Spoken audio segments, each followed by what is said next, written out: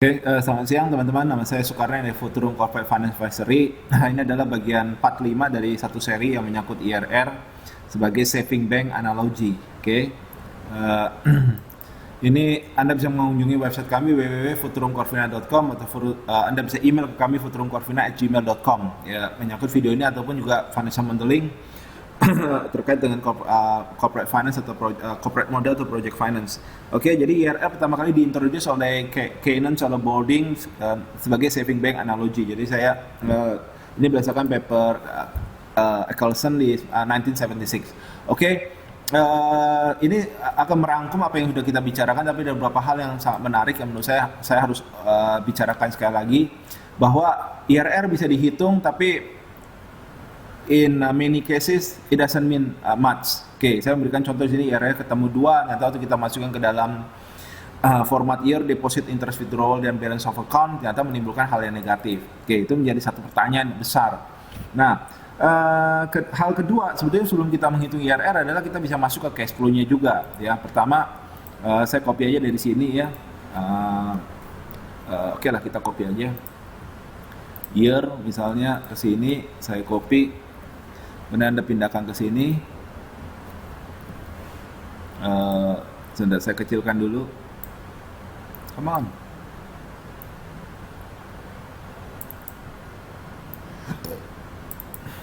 Oh, kecilan.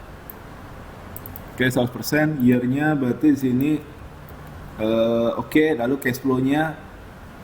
Cash flow-nya saya copy aja dari sini.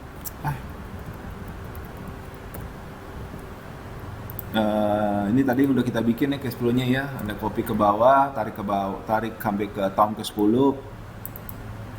Oke, ini saya kasih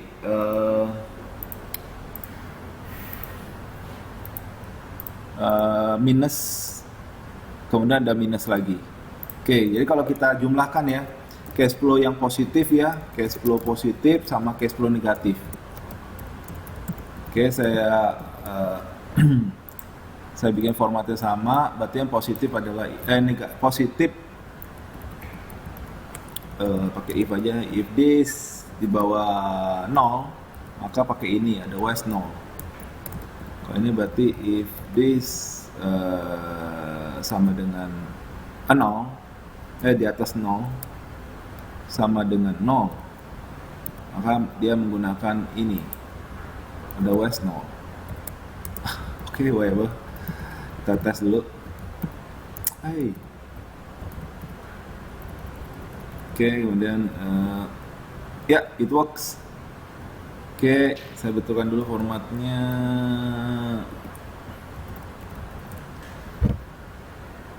Oke, ini saya betulkan dulu formatnya. Oke, berarti saya totalkan ya. Total. Kita taruhin aja deh. Total, kemudian tinggal Anda blok aja. Kemudian Anda pencet yang ini nih. Kemudian 4.300. Oke, saya bikin ini. Saya bold, saya kasih warna kuning. Oke, berarti kita lihat di sini. Ini kebalik, ini negatif. Dan ini positif. Ini cash flow negatif. Dan ini cash flow positif. Oke, jadi kalau kita perhatikan netnya gimana? Lebih besar negatifnya. Nih perhatikan, cash flow positif negatif plus cash flow positif. Oke, ini aja kita udah harus curiga karena sebetulnya tanpa kita melakukan discounting, tanpa kita harus menghitung IRR-nya, kita tahu ada problemnya. Di mana cash flow negatifnya lebih besar daripada positifnya. Tapi kalau kita lihat IRR-nya positif. Net cash flow, total net cash flow ya, total net cash flow negatif. I put negatif. But to IRR positif. How come? Nih, very strange. Ya. Jadi negatif, tapi ininya positif. Jadi logikanya nggak masuk. Ya kan? Kan nggak mungkin cash flow negatif, tapi kok bisa Anda IRR positif? Oke, kalau Anda lihat misalnya tadi salah satu chart yang saya sudah bikin, Patri kali ya. Oke, Anda ini saya copy aja. Oke, saya taruh di sini, kita bicara di sini aja deh. Jangan menutupi. Sorry. Saya pindahkan ke sini. Oke, kalau Anda perhatikan di sini, pada waktu NPV-nya 0, nih NPV-nya 0 nih. Pada waktu discount rate-nya 0, NPV-nya sudah negatif.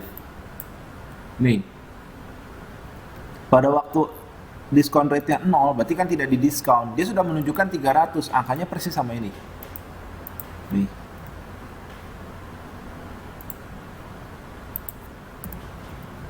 Artinya apa? Kalau kita lihat di gambar ini, pada waktu kita menaikkan discount rate, secara logika mestinya NPV-nya turun. Tapi di sini kita perhatikan NPV-nya malah naik. Nih, lihat nih. Ya, Anda bilang, oh ya, oke, saya kasih contoh misalnya gini. Ada cash flow, ada tahun ya, saya kasih contoh di sini misalnya year, kita bikin 3 tahun aja lah untuk sederhananya. Come on. Saya bikin 3 tahun, saya buktikan bahwa come on.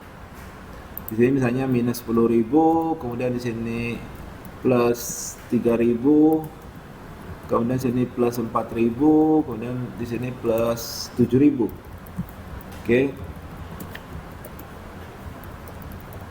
Oke, kita hitung MPV-nya, diskon rate-nya katakan 10% lah ya, terserah Anda mau pakai berapa. Kita hitung, saya cuma ingin menunjukkan kalau diskon MPV berarti rate, ini saya blok, saya plus sama yang awalnya. Come on. 1292. Oke, kalau ininya 5%, saya turunkan ya. Ini saya turunkan, ini saya naikkan. Jadi ini down, ini up. Oke, ini berarti, sebentar, ini saya kunci supaya kita tinggal copy ke bawah aja, F4, and then F4. Oke, ini saya copy ke bawah, perhatikan.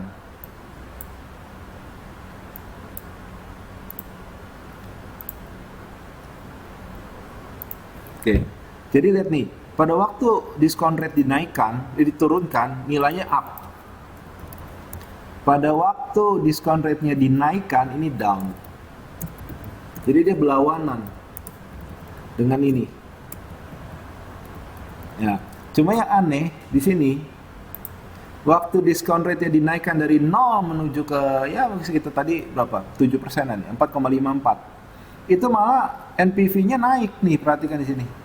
Jadi diskonnya dinaikin, malah NPV-nya naik, berkurang negatifnya. Nah, di sini yang menimbulkan anomali. Saya kasih warna biru. Ya, perhatikan ini anomali. Nah, ini yang menjadi isu memang di dalam IRR. Jadi pada waktu Anda menemukan 2 IRR, itu akan terjadi satu section di mana terjadi anomali. Nah, bagaimana menjelaskan ini? Secara matematika kita bisa buktikan, tetapi secara logika, analisis, sense, common sense, finance sense, business sense, it doesn't make sense at all.